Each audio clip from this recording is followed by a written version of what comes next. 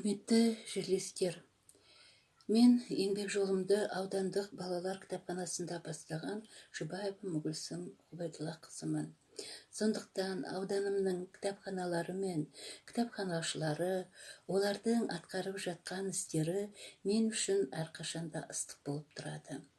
Бұқар аудандық кітапхана қызметкерлері ешбір проблемаларға қарамай көптеген жақсы істерімен өздерінің оқырмандарын қуантып жүреді.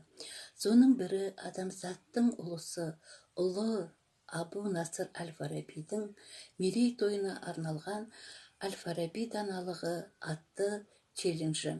Кітапхана ұжымына табысты еңбек тілей отырып, аудандық кітапхананың мықты жас қызметкерлерінің бірі Аскарова Индирадан осы челленджге қатысуды қабылдап алып, мен оны Бұқар ауданы әкімінің орынбасары Сатаев Сапар Қайрекенұлына және аудандық руханият орталығының директоры Ермұхамедов Бауыржан Ермұхамедұлына жолдаймын.